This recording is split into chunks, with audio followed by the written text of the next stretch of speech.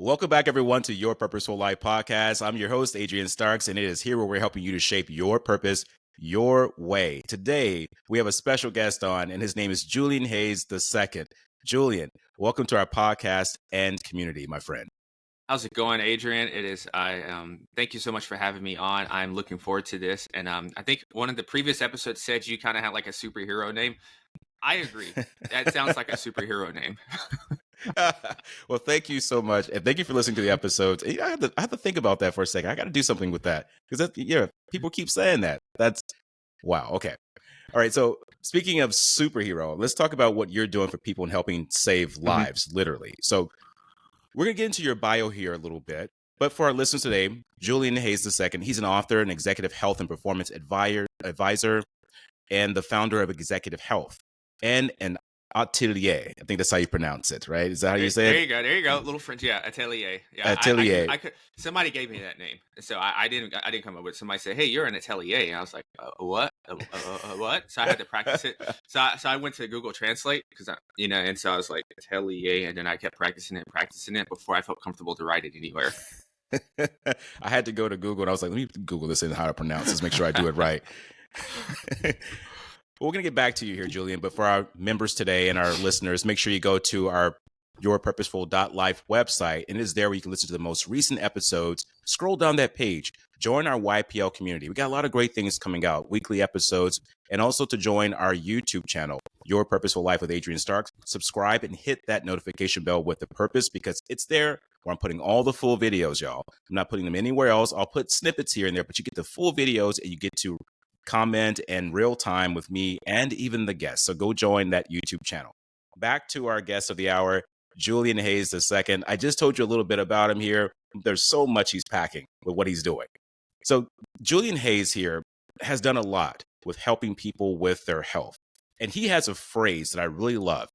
There's generational wealth and there's also generational health. And I was like, whoa, we got to talk about that. But let's get more into what Julian's doing here. Julian acts as a CEO of your health, where he monitors your health so you can maintain your edge and status. And he's also all about helping people live a powerful, high-performing life at the age of 70, 60, we can go backwards here, 50, 40, because he truly believes that as we get older, we can actually get younger. Biologically, you don't have to age. Numerically, you can age, but not biologically. So I really like the fact that he's taking this approach with his purpose. He's also the host of the Executive Health and Life.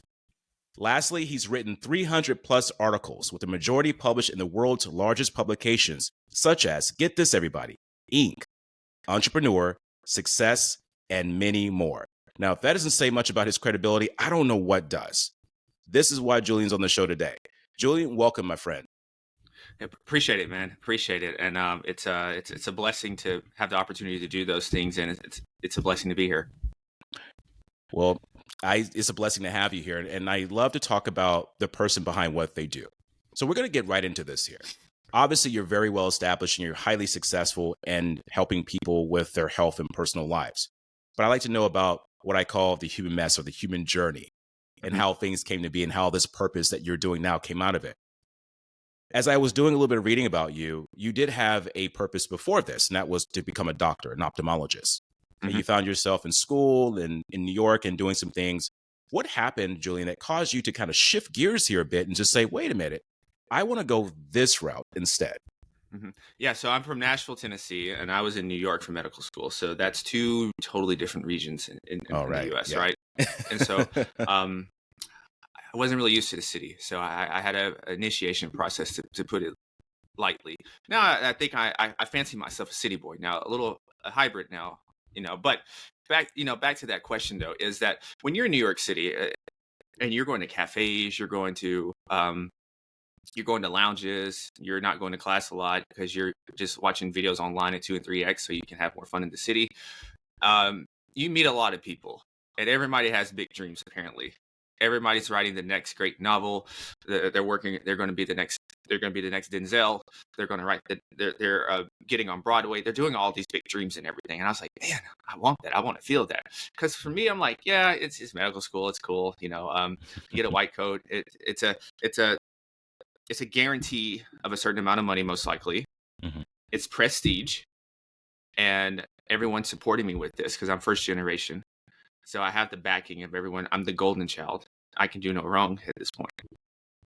But then as I go out, and I remember specifically, I'm in the Lower East Side of the place called the Yucca Bar, and I'm having a caipirinha, and there's a girl there. She's kind of cute. I didn't go on a date because I was really fascinated by her story and her journey of how she combined something that she's skilled at, something that she likes, but she combined it with her lifestyle as well. I was like, wow, she was very fulfilled. And I never really considered fulfillment in my life. I've only just considered having to be successful, having to get this thing, having to get that thing. And there's benefits to that, but there's really no joy and fulfillment that I had.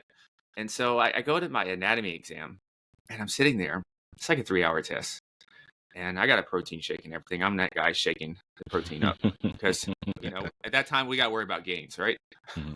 And some of the other students are looking up, they're sweating, they're nervous, probably at the exam. I'm looking up and I'm like, man, I don't think I belong here. I was like, I got an issue, I was like, ooh, I'm not just going to quit right now. So let me ride this semester out. So I come back home and I have this like a movie montage moment where it's like midnight, 1:00 in the morning.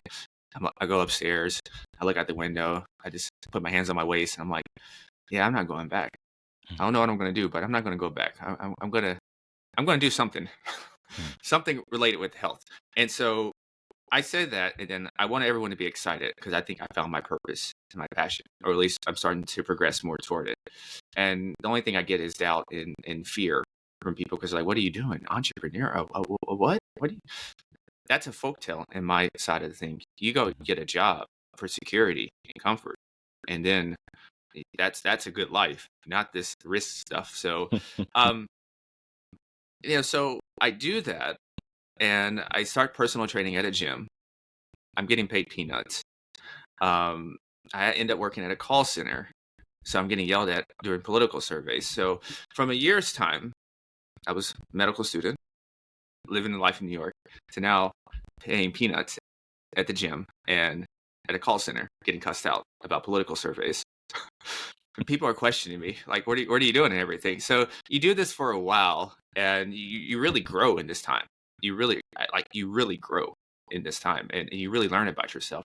And so over the course of time, to kind of fast forward this, is that it's a continual evolution. I start to get into writing, and I start to kind of continue my exploration into health and human performance on myself. And I figure other people may like it as well. I find mentors to teach me different things to continually evolve.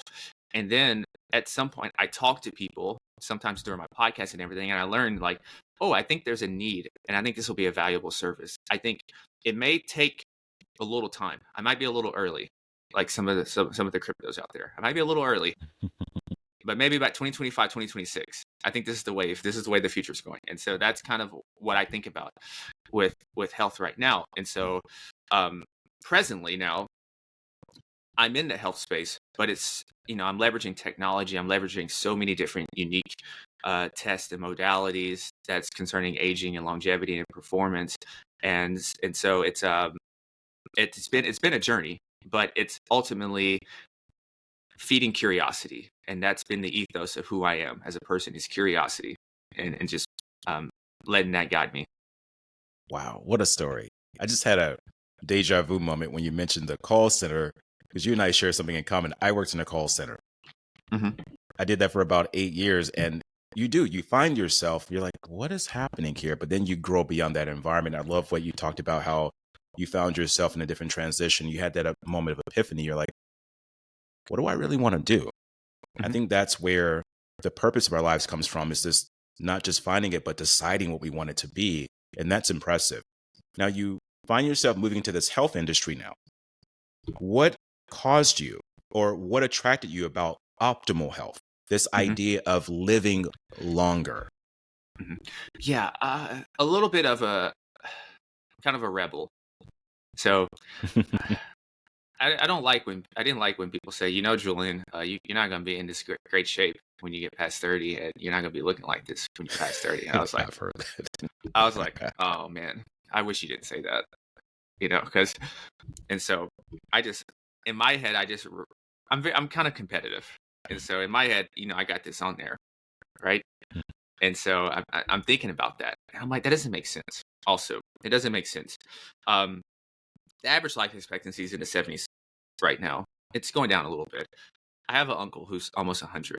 He doesn't know anything about biohacking or health. So I'm like, okay, this guy got to 100 and he's been through like famine and wars and all sorts of things. I got technology and knowledge. Why am I not thinking about exponentially? This doesn't make sense on a practical level. And so the first thing is like aging had this horrible reputation, because when you think about aging, you think about someone that's colder all the time. They always got to have the heat up more. They're colder. Their joints are more achy. They can't move as fast. It's all this negative stuff. Stubborn way. I didn't like it. To me, age can be wisdom. You have experience now. I think of somebody like LeBron. I'm in the Jordan camp. Jordan's still the best player in my eyes. But anyway, I agree with you on that. I'm not going to argue with you on that one. But you got LeBron at like 37 or 38. I forgot how old he is right now.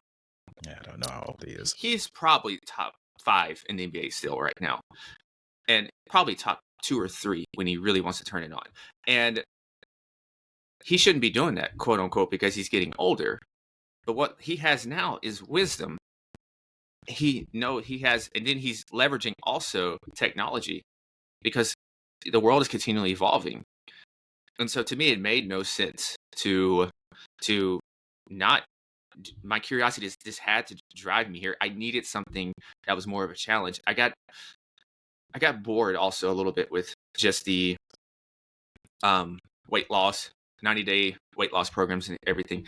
That's not really differentiating yourself. And also from a business perspective, I don't have an Instagram. I've never really been drawn to that kind of world.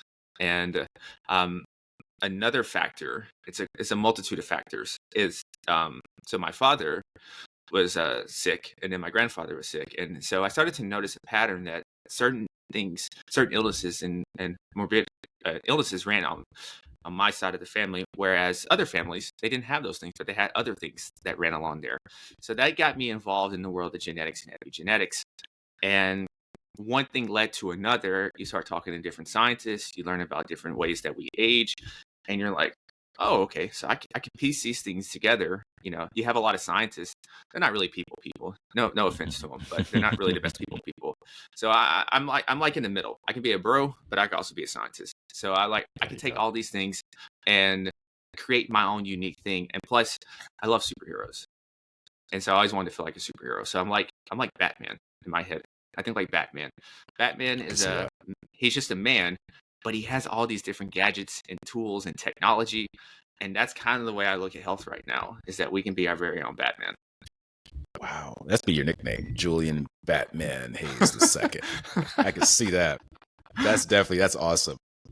I love how you talk about finding the need for something. There's a gap. And that's a problem with a lot of things. That's a problem. When you have a problem, there's a gap between what you want and what you can't have because of a lack of knowledge. So you're filling that gap right now with this health perspective. And I love how you said, I don't like how people talk about getting old as a bad thing, because we have heard that over and over again. Well, wait till you get up in age. You won't be doing that no more. Why not? If we look at all the other cultures around the world, they have a pretty long lifespan. And we look at how they live. They're able to retain information. They're able to have fun, move around. And for me, this inspires me because my goal was to be a centurion. I want to live to be 100. I don't know if that'll happen, but I'm going to focus on trying to make it happen. But the driving point is for someone asking, why would you want to live that long? And the question I would say is, why not? We live in a time now where everyone's wanting just to, as I think Henry David Thoreau said this, people are just living to die.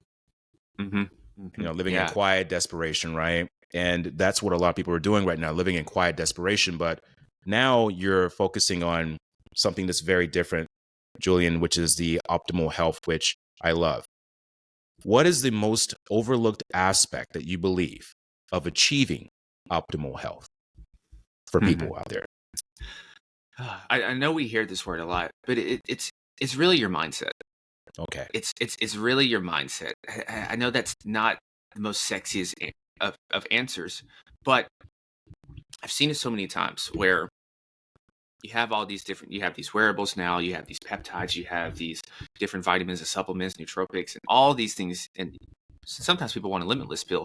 You want all these things, but it's like, if you don't have the mindset, these things are not going to be of use, because these things, a lot of these things here are only effective if you have that foundation in store.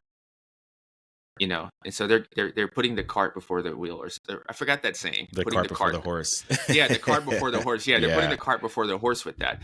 And so it's really their mindset. It's really changing their paradigm of what they think about aging, changing their paradigm of what they think is possible. And also, the reason why I say mindset is because you would be surprised at the amount of people that will give some resistance, maybe not even intentionally, but just because they're just programmed to think that way. When you say, like, yeah, I'm going to be 40, peak performing, maybe running marathons, maybe doing some lifting, jiu-jitsu, all these things as well. Yeah, no problem. I'm going to be having these adventures. Yeah, I look forward to being 80 and having 2 or 3 generations behind me, and we're all just doing some activities. I'm not just seeing my great grandkids. I'm actually running around with them. I'm participating with them. They'll look at you like you're crazy.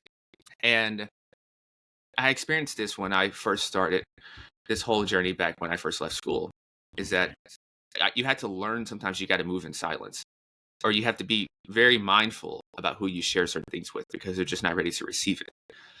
And at that time, when it's such a new goal, and it's kind of like a baby, it's very fragile at that time. You can't just share this with everyone because you're still vulnerable about it.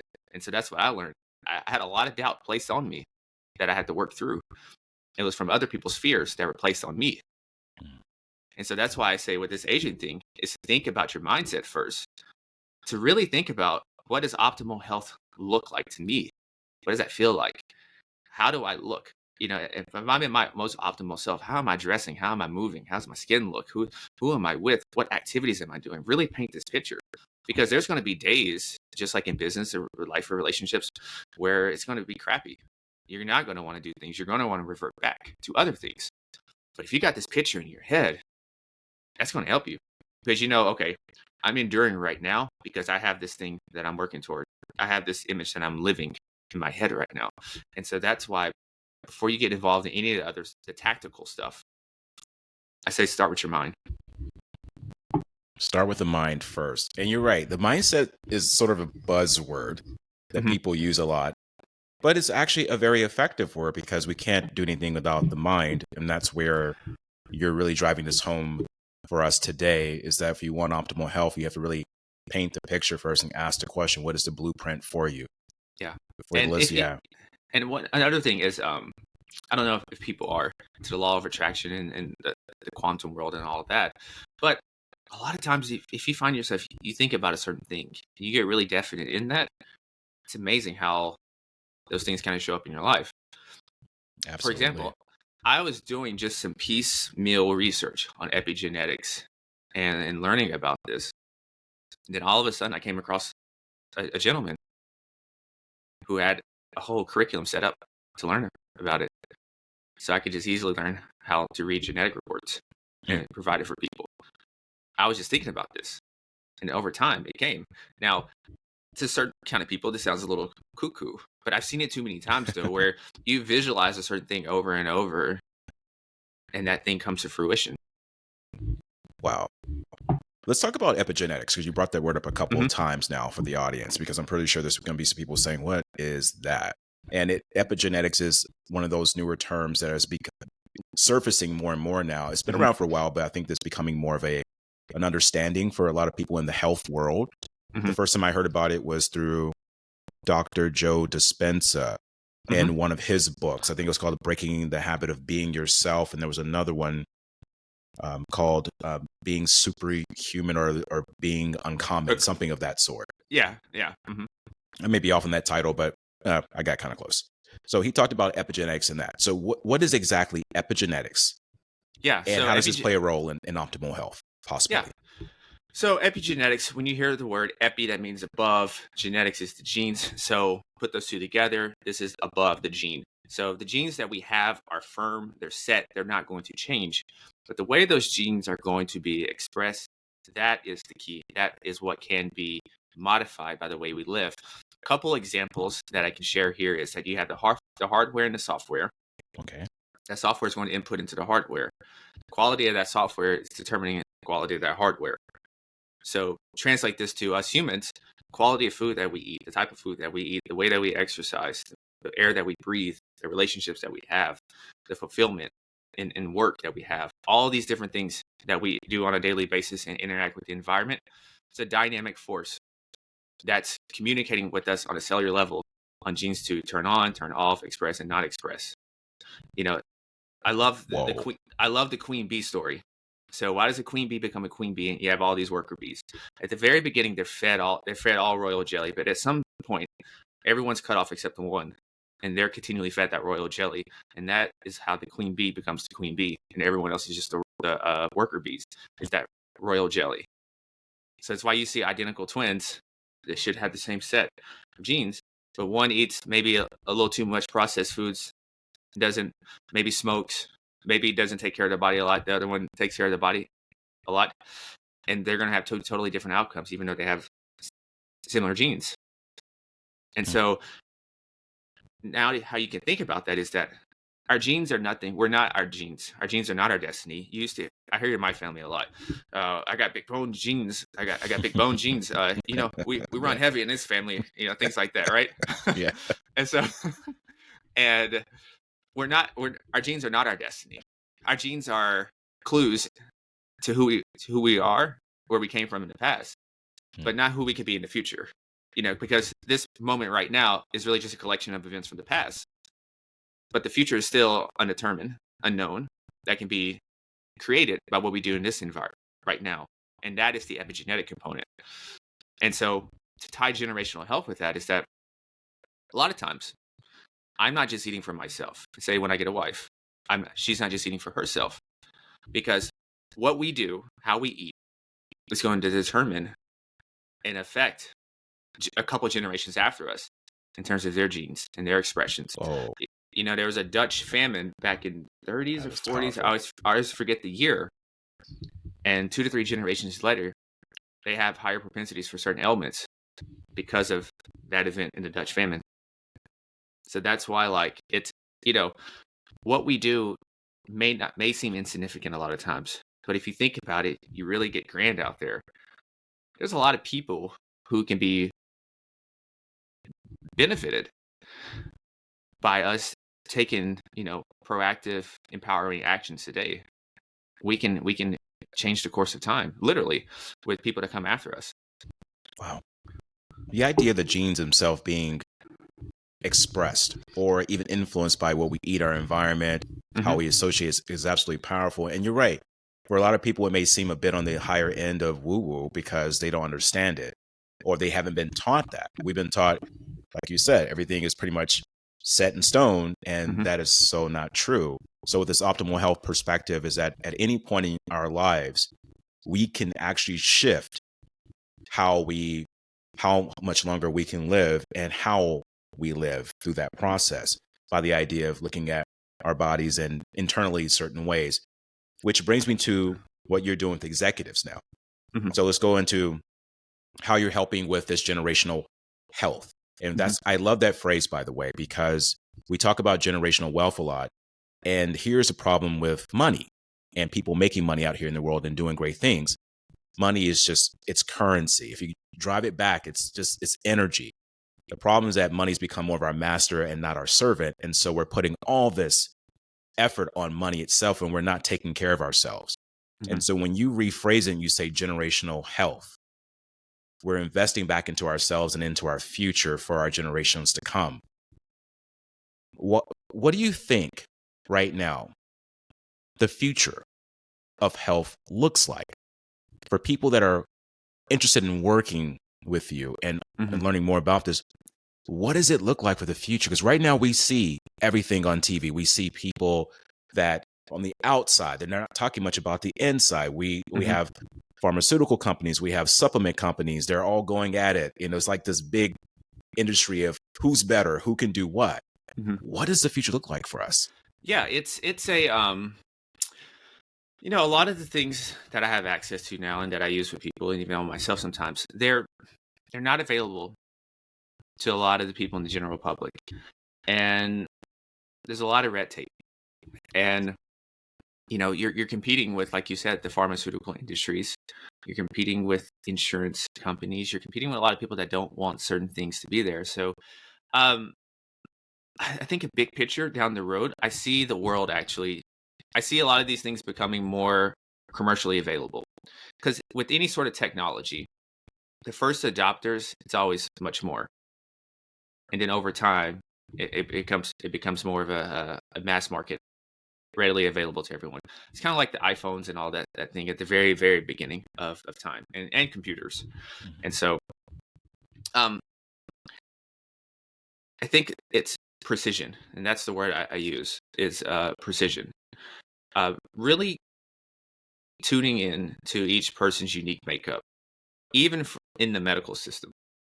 Whereas an individual goes into a hospital and they have a certain ailment, instead of being prescribed the standard dose of whatever medication, they're able to get a more precise working of this person and give him the precise amount. And the reason why I say that is because we have certain genes. So for example, myself, I don't metabolize alcohol fast. I'm a slow metabolizer with alcohol, with caffeine and different medications, because they all go through the liver. And so I'm going to be different in terms of my alcohol consumption if I'm just using alcohol, or even different medications, because it's not going to leave my system as readily as somebody else. Mm-hmm. And so those things are benefited. I hope these are just what I hope on a grand level in hospitals. That that's just one example.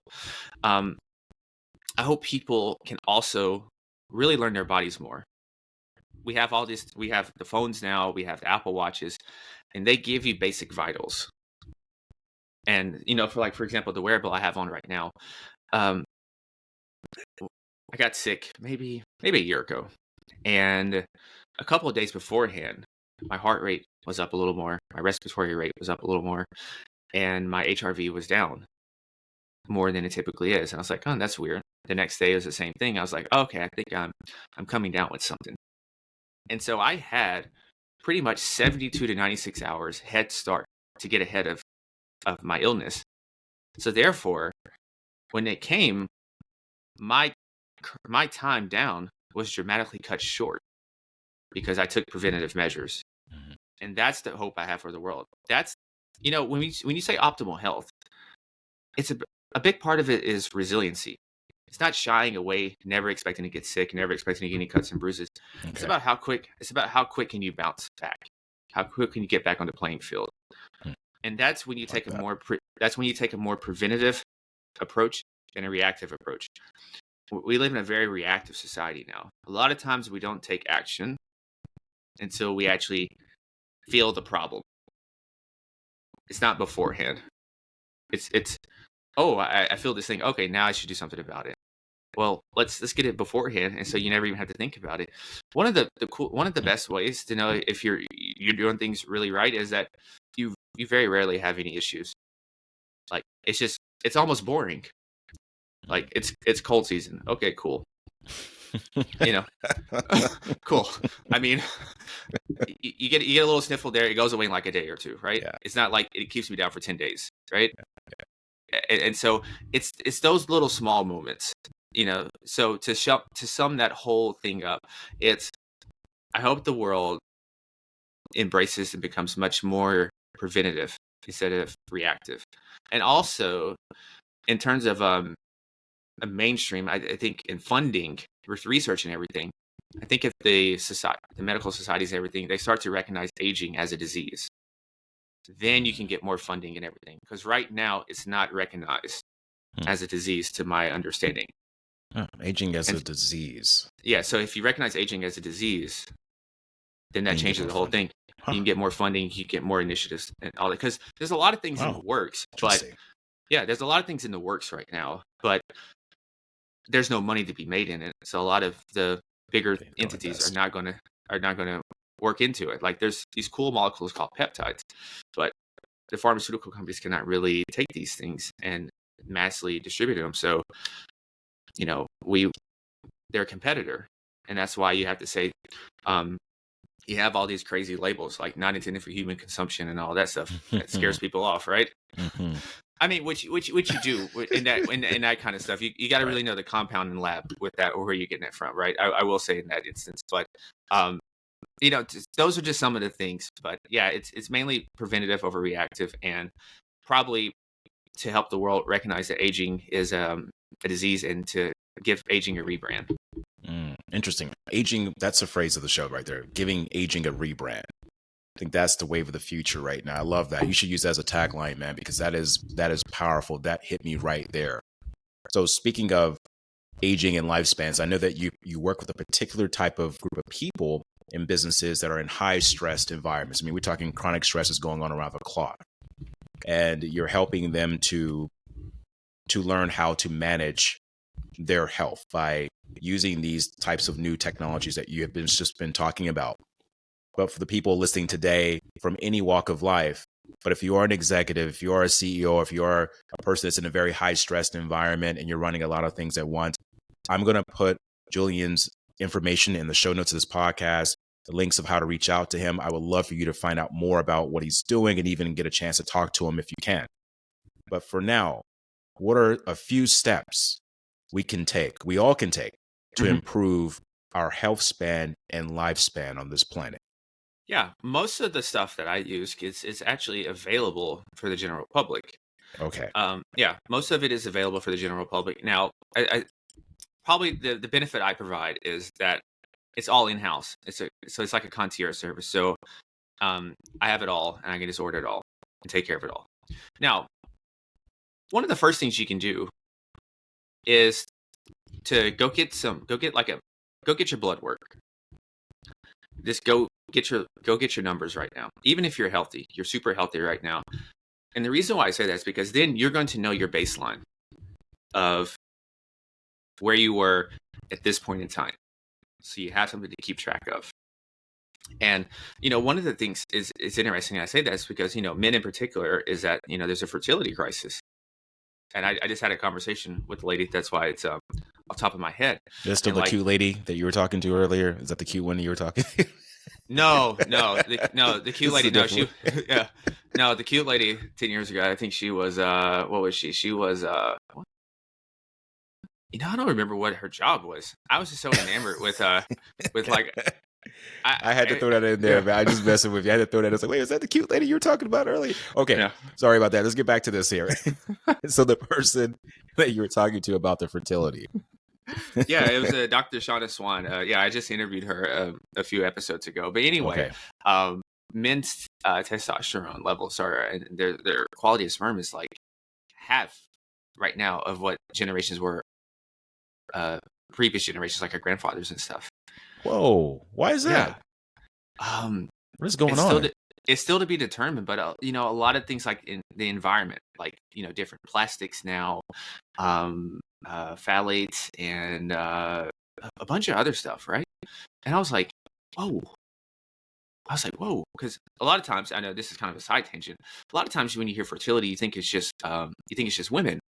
Mm-hmm. But sometimes as well, it could be men as well, because so basically both men and women are kind of under attack from the modern world. So with some of these conveniences and the way things are made now, the way they're manufactured and produced, it's kind of detrimental to our hormonal health and everything. And so that's why I said to get a baseline. And then when you see your number, a lot of times, one of the gripes I have about a few of these values in the standard medical system is that they kind of group everyone together. Like you're grouped against a average to unhealthy population.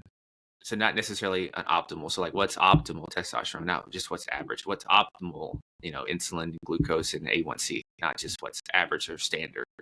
That's a whole nother conversation. But everyone can, they can get a basic workup with their insurance, most likely. Maybe you have to pay a little more out of pocket if you want extra stuff included. because different insurance is very confusing field. It's very confusing. And so that's one thing right there, is to start building your foundation. So know your labs. If you want to, and then another thing is, I really like I like wearables. I really like wearables, so whether it's like an Apple Watch, or Garmin, or a Whoop, or BioStrap, I like those things. If you're type A, then be a little, don't let it, I'm a little type A, but don't let the technology control you. Just because your watch says you're having a bad day or you're not recovered, don't just let that ruin your day. Please. There's no absolute. So that's one thing. But I like it because what it does is it teaches you certain behaviors. So for example, a lot of people I consult with and talk to sometimes, even myself, they're a little stubborn. And they have an ego, which is cool. So me telling them, you probably don't want to drink alcohol too close to bedtime. Oh, but I sleep well. I sleep like a baby. Okay.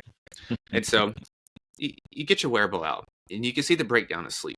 And what you see in this person is they had like 8 hours of sleep, sure, but they had very little REM sleep, very little deep sleep. They had mostly light sleep, and they woke up, and they had so many awakenings. And their HRV is not good. Their heart rate's up the next morning, but they were sleeping. So there's a difference. That's junk food sleep, in my opinion. 8 hours is 8 hours, but what's the quality of those 8 hours? And so things like wearables teaches us that, okay, certain behaviors I do helps me get this more restorative sleep, more of this deep sleep, more of this cognitive beneficial sleep in my REM sleep. And so I'm retaining information also. So if I'm a business leader, or I'm a content creator, or even if I'm just trying to be the best spouse possible, when I get more deep in REM sleep, my emotional intelligence is higher, because you can look at different brain scans, and what you're going to see is that people who are sleep deprived, they're going to have higher activity in their amygdala, which is a primitive, emotional driven state, and they're going to have less activity going on in their prefrontal cortex, which is more of the rational logic and reasoning. So not only when this is just an example with sleep, that when you're getting quality sleep, your relationships are going to improve. You're going to be a better leader, husband, spouse, father. Go across the board with those things. And that's why I like data sometimes, because it doesn't have a bias. A lot of times when I tell someone to do something, or you tell someone to do something, we're all little kids. I don't like being told what to do. If you tell me what to do, I'm probably going to do the opposite. That's pretty much me. Yeah, just to be petty and out of spite. That's just who I am. So when you have this third party, and you say, okay, this is kind of what it's showing, let's see what happens. And then you have the labs as well. So what you're doing is you're collecting all this data, you're presenting a story, and then you can go from there. And so what you're being more precise. And so you're being more efficient, more effective. You're getting more of your time back to go enjoy life. And, because too many times we waste our time with all these supplements. Some of these supplements we don't need for our genetics compared to others. And I guess I should mention another thing is probably genetic testing is pretty cool too. I think that's a beneficial thing as well.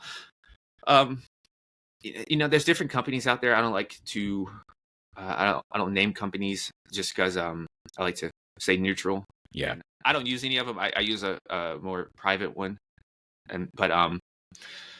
Yeah, I'll leave it at that. That's a good one as well. So anything that you can do to kind of get a blueprint of to who you are, what's your lab numbers right now, and then once you have that basic foundation, then you can maybe, if you want to, you can specialize. That, am I more interested in performance, or am I interested in just general health? Am I interested in, I really need to work on my sleep, or I need to really work on my weight loss and things like that? Then you can do a little more specialized and targeted approach, just so you don't feel overwhelmed, because there's a lot of stuff out there. I mean, there's a lot of stuff. There's a lot of it. And there's new stuff. There's new stuff every day, right? It's hard for me to keep up with. And because there's new stuff every day. Like there's, now there's tests for like oral microbiome, so you can take a test and get your oral microbiome. There's so many different things, and so I think for people to not get overwhelmed with everything that's coming is just to take a systematic approach and just kind of go brick by brick. I like that. Go brick by brick and build the foundation first, see where you're at. You can have a comparison to where you need to go later. I love also too how you talked about people are different. So if you're on some type of supplements, which I take supplements, we're not saying, or you're not saying that, oh, supplements are no good. What you're saying is that, look, you take this test, you see where you're at. Your body may not require this much of this supplement. Your body may not require this type of supplement anymore. And that's where the future of this is going, of knowing what we can take in our bodies, because our bodies are all different. And it's really important because I think people just assume that just because someone says this, and I'm going to say this too, I don't put names out there because I want to be neutral and respectful of businesses, but there's so much competition for who has the best. And so a lot of these companies have the labels, they have things that attract people, and then people are confused, like, well, which one do I choose? Which one do I grab? And most likely they grab the wrong one, or someone just sells it to them because they're just trying to sell it. Or two, they don't grab anything because they don't know how to make a decision. So the decision today, what Julian is telling us is, let's take a look at your health first. Let's get that going. Let's take some steps, these basic steps here, because optimal health, as you mentioned before, is not about being perfect or never catching a cold. It's about how do you bounce back if you do catch a cold?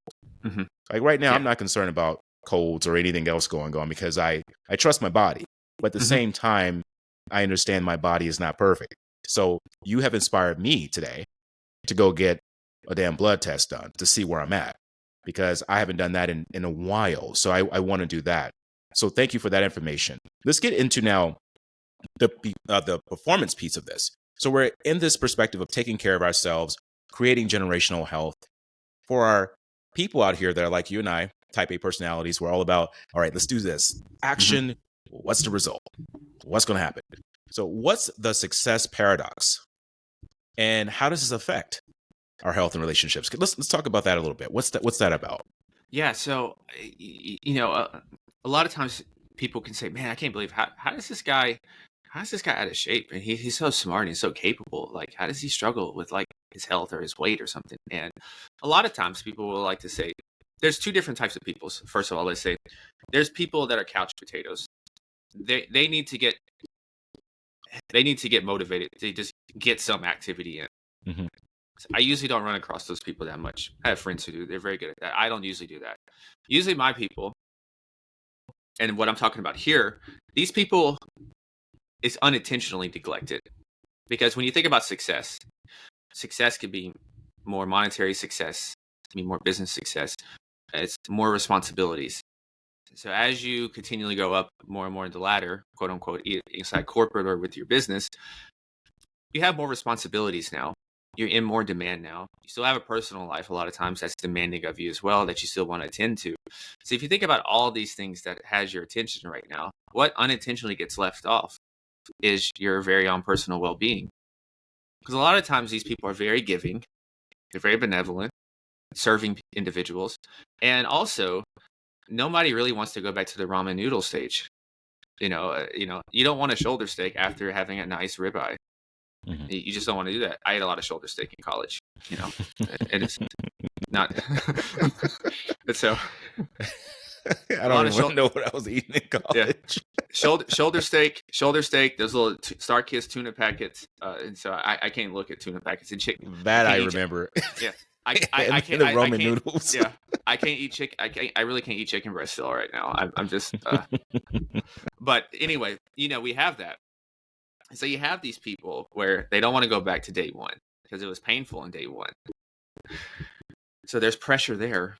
And then you got all these things going on in their business life and personal life. So there's this paradox with more success and everything comes, sometimes without structure and actually awareness, your health is getting put on the back burner because you're constantly on the go. You're grabbing foods out of convenience a lot of times. And then especially, I can speak to America at least, that things that are convenient in America a lot of times are not probably the best for you, with the food and everything. And so you have that going for you. Then you got stress. Stress is always there.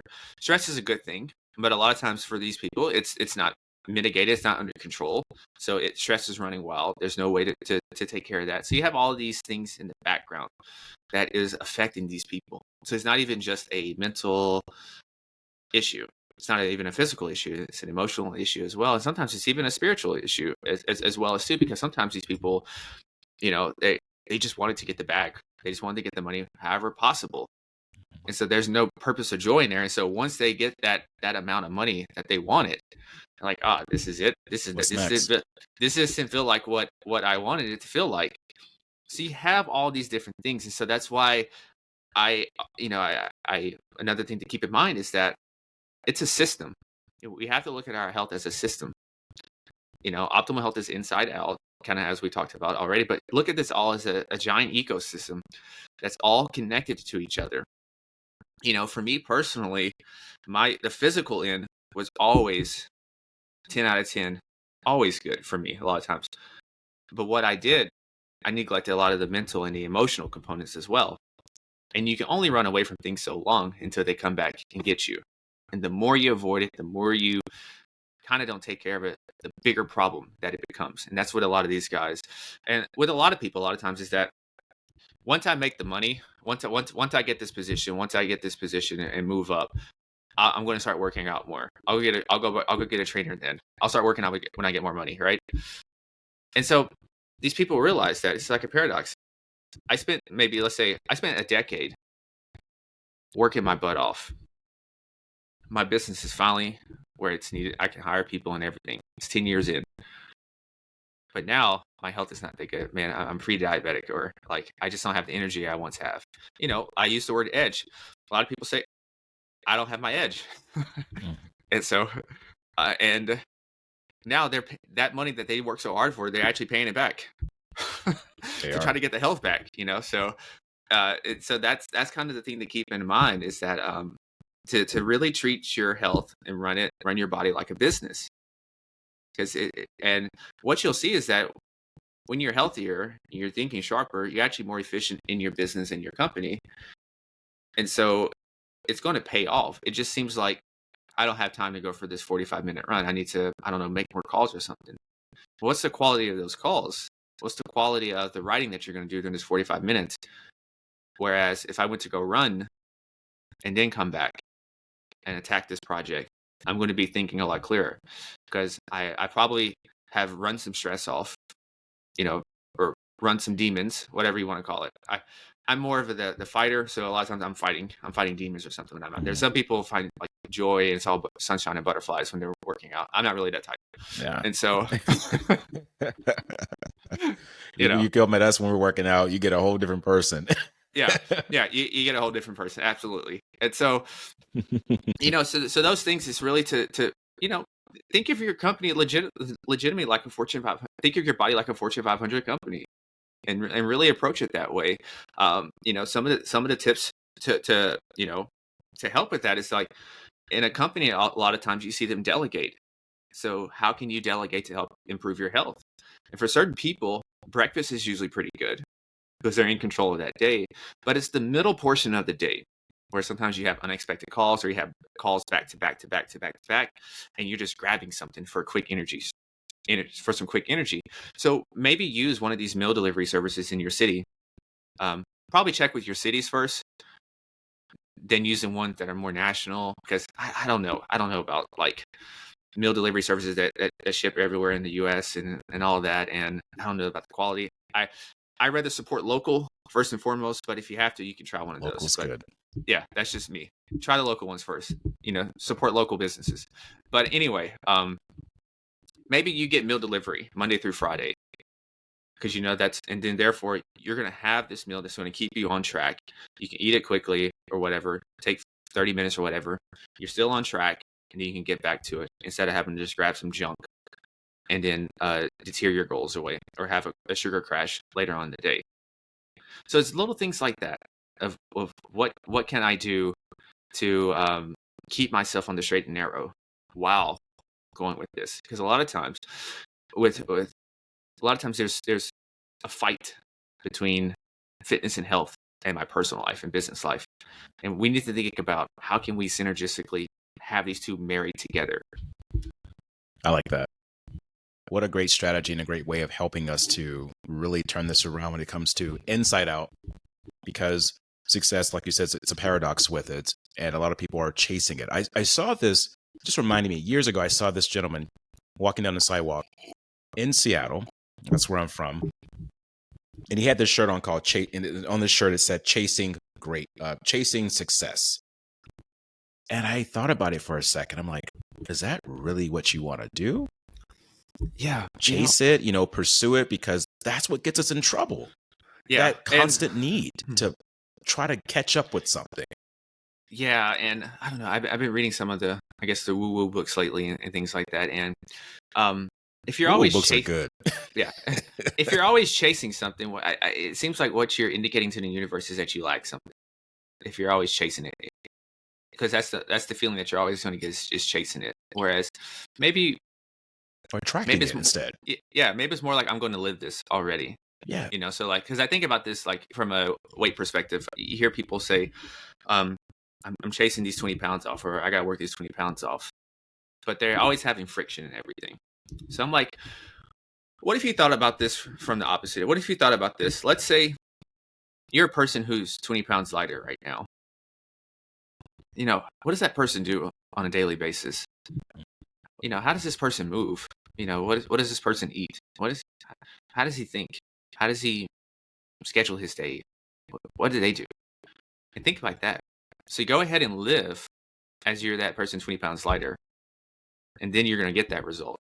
And that's kind of just been a lesson for me, is that a lot of times is we want to wait and get the validation externally before we become something. Whereas going back to kind of the premise, one of the big things we talked about inside out is that we have to become an inside before it's going to materialize and manifest on the outside. So you become the person that's 20 pounds lighter in much better shape. You become that person first by embodying those habits. And then that result's going to catch up. Because time just has to catch up. You're already this person, and you're just waiting for time to catch up now. Just reminded me of Earl Nightingale. He was he's considered to be the dean of self-motivation. And he talked a lot about we become what we think about. And he did years of research on this process. And there's a lot of in-depthness to it, other than just a phrase. But you just reminded me of that, hearing you say this process of what do we want to be? We have to visualize it, think about it, and act as if we are already that person, because that person will come to be by nature's law. It has to work that way. And speaking of work, how can our audience reach out to you to learn more about what you're doing and to work with you and to even take on some programs that you have going on? Yeah, so website is executivehealth.io, and if you want to, you can just email me, Julian at executivehealth.io. And I always sit down with, or I guess, well, if you're in the Nashville area, we can meet in person. But other than that, we can have a phone call or something on the internet where for 30 minutes we just talk about everything and kind of set you a plan up for there. And sometimes it's all people need, and that's it. Okay. And we go from there. And then if they want to continue working, we'll set something up. But while you're listening to this great podcast, go ahead and subscribe to Executive Health and Life. Or if you're on YouTube watching this, go ahead and subscribe to Executive Health. Yes, do that. Go and do it right now. Don't wait until tomorrow. Remember, Julian said, action. Do it now, not later. Yeah, like Apollo. What is that? What is it? Rocky 3 or 4? Oh yeah, Apollo Creed is training Rocky, and Rocky's like, tomorrow. There is no tomorrow. Yeah. Oh man, I gotta watch that movie again. You just reminded me of something there. Wow. Okay, so speaking of this, now we're having some fun here. Speaking of this, outside of work, so you're obviously you have a way of balancing your life too. So you do practice what you preach, because you tell us to have this sense of optimal health is just not looking the part, it's feeling the part. It's inside out. So you do reading. Yeah, we're getting there. Yeah. So you do reading, you check out cool restaurants and lounges, you listen to music nonstop, looks like, and you're learning languages. So I don't know right now, what languages are you learning currently? As long as I don't have to practice them. It's Portuguese or Brazilian Portuguese, and then Spanish. Okay, cool. I'm learning right now Italian. Okay, so we're in the Romance languages. We're the Romance languages, yeah, definitely. And I want to learn some Spanish too. What book are you currently reading right now? What's on your list? Let's see if I have anything around here. Well, I have one book over here. It's Only the Paranoid Survive. Okay. It's a business book, and I just got done reading. Actually, let me see here. I'm reading another book called Winners, and it's written by Tony Blair's press secretary or something like that. And so he's just highlighting different people. And a health book is I'm reading a book on peptides. And I'm listening to. I have a couple books that I cycle through, so that's why I'm naming them. And I'm listening to The 50th Law again by Robert Greene. Robert Greene, 50 Cent. I really like that book. I like that book because it gets me in attack mode. So like there's like a new venture that I'm thinking about right now, and I need to get some boots on the ground, and I need to, think like 50 Cent right now, without the shooting and that activity. Yeah, without the violence. So, yeah, no violence. Yeah. All love here. Yeah, all love here. And so, oh man. And so yeah, so those are a couple books, and then those are just a couple right now that I'm reading, and then I want to get back into salsa dancing and stuff. That's really fun. It gets me out of my element because I am a introvert, and I had to really teach myself how to be more extroverted and be comfortable talking to people on camera and everything. And so it's and that was one of the earliest parts of my journey when and that helped my mental health as well. So I got that. I was in therapy, and she's like, you should go like. I kept mentioning like dancing or something, and I was like, okay, I'll go try that. And you meet people, and it's been a lot of lessons. It's a pretty good workout too. It's a pretty good workout. Well, I believe that you are doing a fantastic job. Introvert aside, what you are doing is honorable. It's brave. It's one of those things where you're helping to save people's energy and help prolong their lives so they can perform better on the planet. And like we mentioned before, your middle name now, I'm going to call you Batman. That's what I'm going to call you from now on. And speaking of that, Julian, the Batman Hays II, I have one last question for you that I ask all my guests here on this podcast. What does living a purposeful life mean to you? Growth and fulfillment. Growth and fulfillment. Growth and fulfillment. Mm-hmm. That's what it's about. Today has been special, brother. I really appreciate you talking to us about the power of living longer. And that is your purpose, is to create a world where people can live longer, live to be 100 and be highly functional at older ages. And I appreciate what you're bringing energetically to not just this podcast, but the platform of this playing field called life. You've been absolutely wonderful, Julian. Appreciate it, Ben. This has been a very enjoyable conversation. It's a great way to start my day. I will say that. Awesome. You have a wonderful day, man.